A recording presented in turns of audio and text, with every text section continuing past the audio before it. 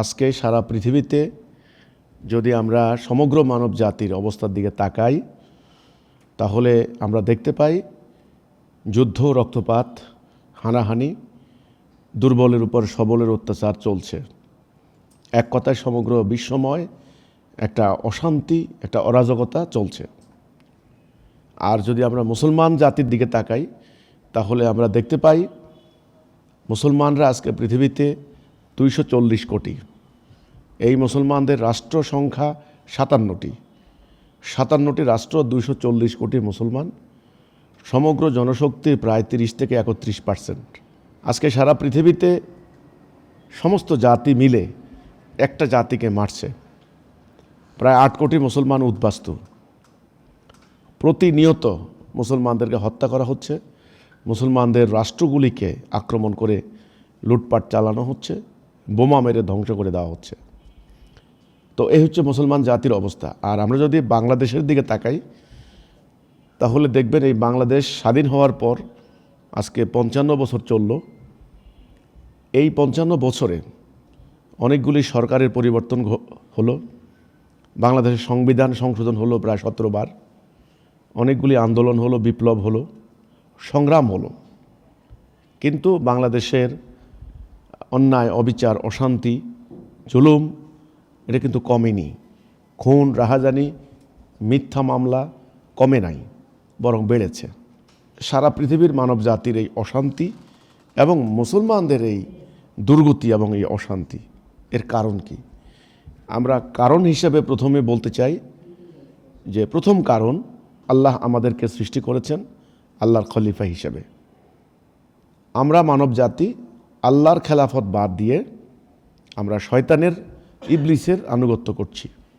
আল্লাহর হুকুমের আনুগত্য বাদ দিয়ে মানুষের তৈরি হুকুম বিধানের আনুগত্য করছি। তো আল্লাহর দেওয়া এই হুকুম বাদ দেওয়ার কারণে, আল্লাহর বিধান বাদ দেওয়ার কারণে আজ আমাদের সমাজে এই অশান্তি। এখন আমাদের বক্তব্য, হিজবুত তৌহিদ আন্দোলনের বক্তব্য, মানুষ যদি শান্তি পেতে হয়, আমাদের বক্তব্য, আমাদের আন্দোলনের বক্তব্য, মানুষকে যদি শান্তি পেতে হয়, ন্যায় সুবিচারের মধ্যে থাকতে হয়, তাহলে মানুষকে এই সিদ্ধান্ত নিতে হবে, আমাদেরকে আল্লাহ সৃষ্টি করেছেন, আমরা আল্লাহর আনুগত্য করব, আল্লাহর হুকুম মানব। যদি মানুষ আল্লাহর হুকুমের আনুগত্য করতে পারে, তবে মানুষের সমাজ থেকে যাবতীয় অন্যায়, অশান্তি নির্মূল হয়ে যাবে। এটা হলো প্রথম কথা। দ্বিতীয় কথা হচ্ছে, এই মুসলমান জাতি, যেই জাতিকে আল্লাহ রসুল সৃষ্টি করেছেন, তৈরি করেছেন, এই মুসলমান জাতিকে আল্লাহ রসুল তৈরি করেছেন কষ্ট করে, অক্লান্ত পরিশ্রমের মধ্য দিয়ে, খেয়ে না খেয়ে, গাছের লতা পাতা খেয়ে, শত্রুর আঘাতে আঘাতে জর্জরিত হয়ে, যুদ্ধ করে তিনি এই মুসলমান নামক জাতিকে কষ্ট করে তৈরি করেছেন একটা উদ্দেশ্যে। সেই উদ্দেশ্যটা হলো আল্লাহর দেওয়া দিন, দিনুল হক, এই পৃথিবীতে প্রতিষ্ঠা করা। প্রতিষ্ঠা করলে মানুষের সমাজ থেকে সর্বরকম অন্যায়, অবিচার, অশান্তি দূর হয়ে যাবে। রাসূল চলে যাওয়ার পরে ওনার সাহাবীরা রক্ত দিয়ে লড়াই করে, সংগ্রাম করে অর্ধ পৃথিবীতে এই 70 দিন প্রতিষ্ঠা করেছিলেন। তখন জ্ঞানে, বিজ্ঞানে, সামরিক শক্তিতে মুসলমানরা ছিল দুনিয়াতে সেরা জাতি। তো ইতিহাসের একটা পর্যায়ে এসে আমরা সেই উদ্দেশ্য ভুলে গেলাম, সেই আদর্শ ত্যাগ করলাম, সেই কর্মসূচি বাদ দিলাম, আল্লাহর রাস্তায় সংগ্রাম, জিহাদ বাদ দিলাম। ফলে আমরা একটা পর্যায়ে এসে ব্রিটিশ খ্রিস্টানদের গোলামে পরিণত হলাম। তো ব্রিটিশরা চলে যাওয়ার পর, ব্রিটিশরা থাকতে 300 বছর তারা আমাদেরকে শাসন করেছে, শোষণ করেছে, জুলুম করেছে। তারা চলে যাওয়ার পরে আজকে 80 বছর চলল। এখনও আমাদের সেই ব্রিটিশের আইন, সেই ব্রিটিশের বিধান, সেই ব্রিটিশের আইন দ্বারা আমাদের আদালতে বিচার হয়, সেই সুদভিত্তিক অর্থনীতি আমাদের চলে। আমাদের রাজনীতি এই যে ধাপ্পাবাজের, হানাহানির রাজনীতি। তো এখন এই অশান্তির হাত থেকে এখন আমাদের জাতিকে মুক্তি পেতে হলে কি করণীয়, এটা নিয়েই হিজবুত তৌহিদ আন্দোলন করছে। হিজবুত তৌহিদের বক্তব্য হচ্ছে, আমাদের ইসলামের প্রথম হচ্ছে ঈমান, লা ইলাহা ইল্লাল্লাহ মুহাম্মাদুর রাসূলুল্লাহ। এই ঈমান আগে। ঈমান যে আনবে তার জন্য নামাজ। যিনি ঈমান আনবেন তিনি মোমেন। আগে ঈমান, পরে নামাজ, রোজা, হজ, জাকাত। যার ইমান নাই তার নামাজ, রোজা, হজ, জাকাতের কোনো মূল্য নাই।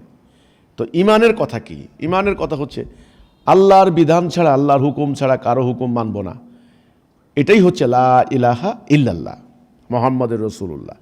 মানে যেখানে আল্লাহর কোনো হুকুম আছে, আল্লাহর কোনো বিধান আছে, আল্লাহর কোনো আদেশ আছে, সেখানে আর কোনো বিধান মানি না। এটা হচ্ছে ইমান। তাহলে এই ইমানটা আগে, যারা ইমান আনবে তারা হচ্ছে মোমেন। হিজবুত তৌহিদ আন্দোলনের প্রথম কথা হচ্ছে, যদি আমরা শান্তি চাই, যদি আমরা মুক্তি চাই, যদি আমরা দুনিয়াতে সুখ শান্তিতে বাস করতে চাই এবং পরকালে জান্নাতে যেতে চাই, তাহলে আমাদেরকে আগে ইমান আনতে হবে। আজকে মুসলমানদের, আমরা যারা মুসলমান দাবি করি, আমাদের কোনো অভাব নাই, কোনো কিছুর, জনসংখ্যার অভাব নাই। লক্ষ লক্ষ মসজিদ, লক্ষ লক্ষ মাদ্রাসা, আলেম ওলামা, ঘরে ঘরে কোরআন শরীফ, নামাজ হচ্ছে, রোজা হচ্ছে, হজ হচ্ছে, সব কিছু হচ্ছে। তাহলে নামাজ আছে, রোজা আছে, আলেম ওলামা আছে, মসজিদ আছে, মাদ্রাসা আছে, ইমান নাই। এটা হলো প্রথম কথা। তো ইমান নাই কেমনে? ইমানটা নাই এই কারণে, লা ইলাহা ইল্লাল্লাহ মানে হচ্ছে আল্লাহর হুকুম ছাড়া কারো হুকুম মানি না। বাস্তবে আমরা আল্লাহর হুকুম মানছি না, আমরা মানছি ব্রিটিশের আইন, মানুষের আইন। ফলে ইমান থেকে আউট। তো আমাদের প্রথম বক্তব্য, প্রথম প্রস্তাব, যদি আমরা বাঁচতে হয় আমাদেরকে আগে ইমান আনতে হবে। এই হিজবুত তৌহিদ আন্দোলন এই ইমানের দিকে আপনাদেরকে ডাক দিচ্ছে। আমাদের দাওয়াত ইমানের ডাক, তাওহীদের ডাক, কলেমার ডাক। আগে ইমান, তারপরে আমল। যারা ইমান আনবে তাদের জন্য আমল, যার ইমান নাই তার আমলের কোনো মূল্য নাই। তো এখন আমাদেরকে ইমান আনতে হবে। কি কথার উপরে ইমান আনতে হবে? একটা কথার উপরে, যে আমরা আল্লাহর এই বিধান ছাড়া কারো বিধান মানি না। আমাদের রাষ্ট্র চলবে আল্লাহর বিধানে, আমাদের অর্থনীতি চলবে আল্লাহর বিধানে, আমাদের আদালতে বিচার হবে আল্লাহর বিধানে, তবে আমরা মুসলিম। আমার জন্য রোজা যেমন ফরজ, আল্লাহর রাস্তার দিন প্রতিষ্ঠার জেহাদ করাও ফরজ। আমার জন্য নামাজ যেমন ফরজ, আল্লাহর আইনে আদালতে বিচার করাও ফরজ। আমার জন্য সুর যেমন হারাম, সুদও হারাম। অথচ দেখেন, আমরা সুর খাই না, সুর ঘৃণা করি, কিন্তু আমরা, আমাদের রাষ্ট্র চলে সুদের উপরে, পুরো ব্যবস্থা সুদের। গ্রামে গঞ্জে সুদের কারবার, এখান থেকে শুরু করে রাষ্ট্র পর্যন্ত সুদের উপরে ভাসে। তাহলে কি হলো? আমাদের আদালতে বিচার হয় ব্রিটিশের আইনে। এই জন্য লক্ষ লক্ষ মামলা, মামলার জট। হাটে বাজারে এত মানুষ নাই, আদালতে যত মানুষ, মানুষ আর মানুষ, কিন্তু কোনো ফায়সালা নাই। কারণ এটা আল্লাহর বিধান নয়, এটা মানুষের তৈরি বিধান। এই জন্য এটা আমাদেরকে শান্তি দিতে পারে নাই। তো আমাদের কথা, আমাদের বক্তব্য, এখন যদি শান্তি পেতে হয় তাহলে চলমান বিদ্যমান এই যে রাষ্ট্র ব্যবস্থা, এই যে যেটা দিয়ে আমাদের রাষ্ট্রটা চলে, সমাজ চলে, এটাকে বাদ দিতে হবে। এটাকে বাদ দিয়ে আল্লাহর দেওয়া এই বিধান কায়েম করতে হবে। আল্লাহর দেওয়া এই বিধানটা যদি আমরা রাষ্ট্রের সমাজে কায়েম করতে পারি, তবে অশান্তি দূর হবে। এর আগে অশান্তি দূর হবে না। আমরা বলি, আল্লাহ কোরআনে বলেছেন আকিমুস সালাহ, সালাহ কায়েম করো। মানে এই জন্য আমরা হাইয়া আলাস সালাহ বললে নামাজ পড়তে দৌড় দিই, ঠিক আছে। কিন্তু আল্লাহ বলছেন আকিমুদ্দিন, দিন কায়েম করো। আমরা সে দিন কায়েম আর করি না, দিন কায়েম করছি না। দিন মানে কি? আল্লাহর দেওয়া জীবন ব্যবস্থা, এটাকে তো কায়েম করতে হবে। এ ঘড়ির উদ্দেশ্য কি? সময় দেওয়া। তো কোরআনের এই উদ্দেশ্যটা কি? এটাকে কায়েম করে মানুষ যেন শান্তি পায়। যেমন আমার মাথার উপর একটা ফ্যান আছে, এর উদ্দেশ্য কি? বাতাস দেওয়া। বাতাস না দিলে এই ফ্যানের কি দাম? উদ্দেশ্যই যদি না হয়, ঠিক তেমনি এই কোরআনের একটা উদ্দেশ্য আছে। সেটা কি? এটা কায়েম করে মানুষ যেন দরজা খুলে ঘুমাতে পারে। চুরি হবে না, হত্যা হবে না, ধর্ষণ হবে না, ডাকাতি হবে না, দুর্নীতি হবে না, ঘুষ হবে না, সুদ হবে না, বাজারে ব্যবসায়ীরা মাপে কম দিবে না, চুরি করবে না, ছিনতাই করবে না। এই যে একটা অশান্তি, এটা দূর করার জন্যই কিন্তু এই কোরআনের আগমন, এই কোরআন নাজেল হয়েছে। এখন আমাদের সমাজে হচ্ছে কি, আমাদের আলেম ওলামারা, আমাদের অন্যান্যরা, ওনারা কি করেন? কোরআন শরীফ মুখস্থ করে, হেফজ করে, তাফসির করে, ভালো করে মুখস্থ করে, ওয়াজ করে। তো ওয়াজ করে করে ওনারা এক বান্ডেলে বান্ডেলে টাকা কামাই করে নিয়ে যাচ্ছেন, কিন্তু কোরআন তো কায়েম হচ্ছে না। অথচ এই কোরআন দিয়ে রাষ্ট্র চলবে, আদালত চলবে, সমাজ চলবে, অর্থনীতি চলবে, কথা ছিল এইটা। সেজন্যই তো রসুল যুদ্ধ করেছেন, সেজন্যই রসুল রক্ত দিয়েছেন, ওনার সাহাবীরা শহীদ হয়েছেন, এটা প্রতিষ্ঠা করার জন্য। আজকে সেই প্রতিষ্ঠার কাজ আর নাই। আজকে মুখস্থ করে, তাফসির করে, ওয়াজ করে টাকা কামাই করে। তো এটা তো একটা শ্রেণীর টাকা কামাইয়ের একটা উসিলা হয়েছে। কোরআন তো এই জন্য আসে নাই। হিজবুত তৌহিদ আন্দোলনের পক্ষ থেকে আপনাদেরকে এই দাওয়াতটা দিচ্ছি, এই ডাকটা দিচ্ছি। এই আন্দোলনটি প্রতিষ্ঠা করেছেন এই জামানার ইমাম, টাঙ্গাইলের ঐতিহ্যবাহী জমিদার পন্নী পরিবারের উত্তরসূরি ইমামুজ্জামান জনাব মোহাম্মদ বাইজিদ খান পন্নী।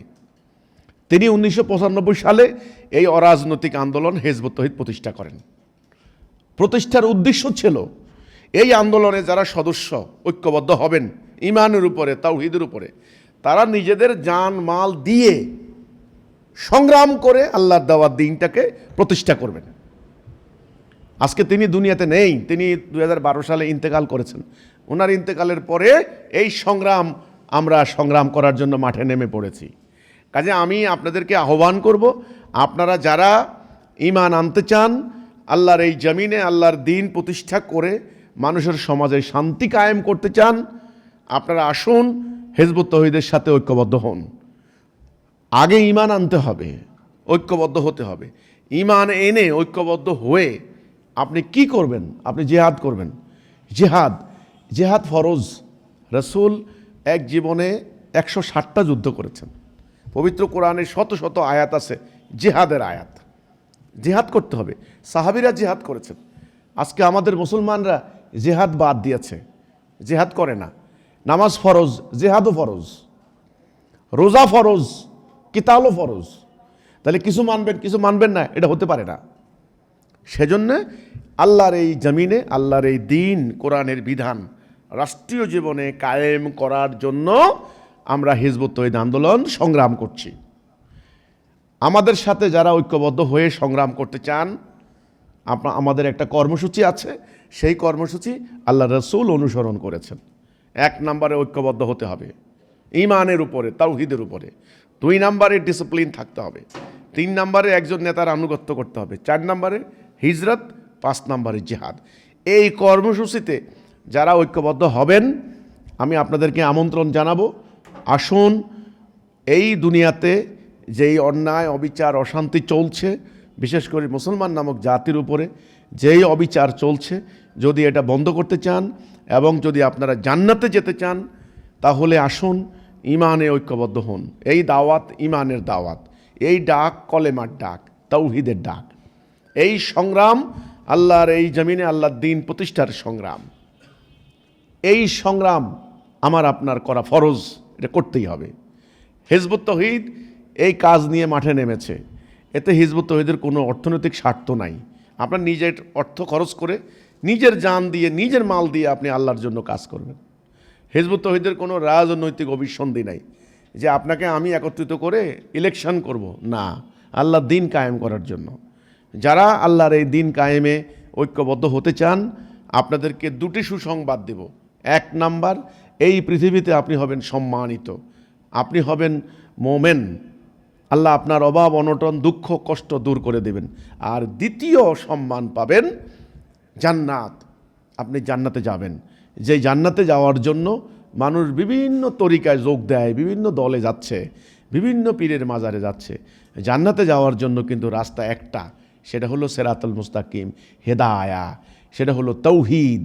এই তাওহীদের ডাক দিচ্ছে হিজবুত তৌহিদ। এই জান্নাতে যাওয়ার রাস্তা, সেই পথ আজ আপনার সামনে উন্মোচিত হলো। কাজেই সম্মানিত ভাই ও বোনেরা, আমি আপনাদেরকে আহ্বান করব, আসুন। আমার বক্তব্য যারা শুনছেন বিভিন্ন সোশ্যাল মিডিয়ার মাধ্যমে, বই পড়ে নানানভাবে যারা আমাদের বক্তব্য পাচ্ছেন, যারা আমাদের সাথে ঐক্যবদ্ধ হয়ে কাজ করতে চান, আপনি বিচ্ছিন্ন থাকলে হবে না, আলাদা থাকলে হবে না, আপনার মতো করে আপনি থাকলে হবে না, একত্রিত হতে হবে।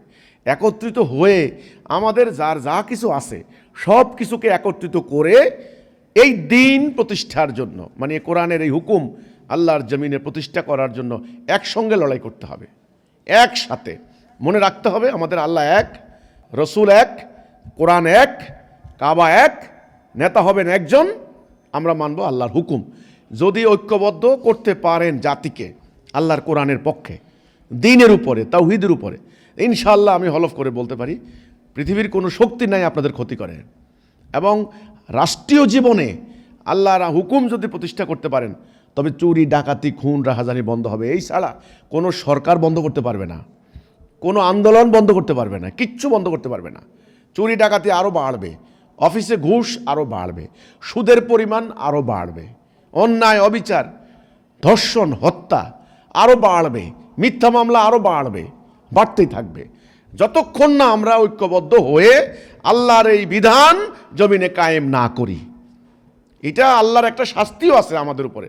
আল্লাহ আমাদেরকে দায়িত্ব দিলেন আল্লাহর বিধান কায়েম করার জন্য, সেটা আমরা বাদ দিয়ে আমরা মানুষের বিধান কায়েম করেছি। তো আল্লাহ তো আমাদেরকে শাস্তি দিবেন, এটা কোরআনেই আছে। তো এই শাস্তির হাত থেকে বাঁচতে হলে আসুন, আমার দাওয়াত, আমার আহ্বান আপনাদের প্রতি, যারা শান্তি চান, যারা পরকালে জান্নাতে যেতে চান, যারা মুক্তি চান, হিজবুত তাওহীদ আন্দোলন দাঁড়িয়েছে আল্লাহর এই জমিনে আল্লাহর দ্বীন প্রতিষ্ঠা করার জন্য। আসুন হিজবুত তাওহীদ আন্দোলনের সঙ্গে ঐক্যবদ্ধ হয়ে জান মাল দিয়ে সংগ্রাম করে আল্লাহর দেওয়া দ্বীন কায়েম করে, কোরআনের হুকুম কায়েম করে আমরা শান্তি প্রতিষ্ঠা করি, মানুষ যেন দরজা খুলে ঘুমাতে পারে। তবে আমরা হব মোমেন, আমরা হব মুসলিম, আমরা হব উম্মতে মুহাম্মাদি। আমি আপনাদেরকে প্রকৃত মোমেন, প্রকৃত মুসলিম, প্রকৃত উম্মতে মুহাম্মাদি হওয়ার জন্য আহ্বান জানাচ্ছি। আল্লাহ হাফেজ। সালামু আলাইকুম ওয়া রাহমাতুল্লাহি ওয়া বারাকাতুহু।